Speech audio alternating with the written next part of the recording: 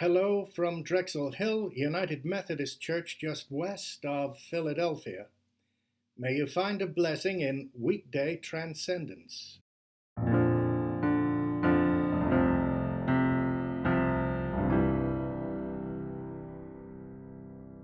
To everything there is a season, and a time to every purpose under heaven. A time to weep, and a time to laugh.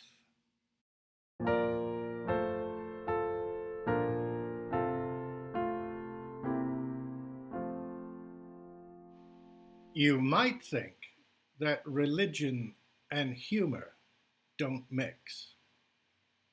When people are involved in the most serious of concerns, the comic observation can be most unwelcome. While we aren't surprised by some good-natured humor at a funeral service, the prankish repertoire is fairly limited at the graveside itself. John Cleese of Monty Python fame has identified this very seriousness in our lives as a treasure trove for comedians.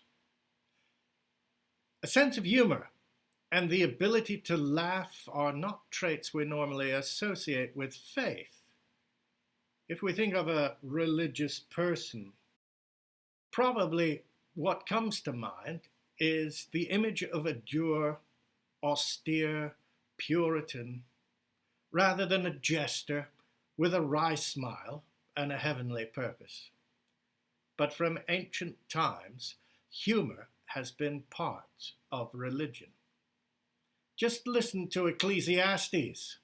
There is a time to weep and a time to laugh. When we can laugh at something, we can rise above it. In the most desperate of times in my life, I have shared humor. Sometimes I couldn't even remember what I was laughing at. It was just necessary to laugh in order to find some place to put a marker down against despair. Humor, I believe, has a seed of hope in it. Here's a little story from Elie Wiesel's Holocaust autobiography, Night. In the Treblinka concentration camp, where a day's food was sometime just a piece of stale bread and a cup of rotten soup, one prisoner cautioned a fellow inmate against gluttony. "Hey, Moshe, don't overeat. Think of us who will have to carry you." The time to weep and the time to laugh are not separate. They're connected to one another. Our ability not to take ourselves too seriously, to laugh at ourselves, is related to our ability to take other things very seriously indeed. So I suppose that a needed trait of religious humor is a self-assurance about who we are. In the 1970s, there was a brilliant comedian on television in England, an Irish Catholic, a matter of fact, Dave Allen. He always signed off his TV show in the same way. Good night, and may your God go with you. Amen.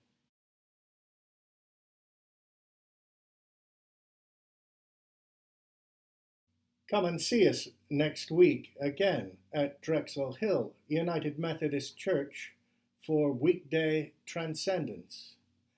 And between now and then, remember that lovely digest of John Wesley's Thought and Theology.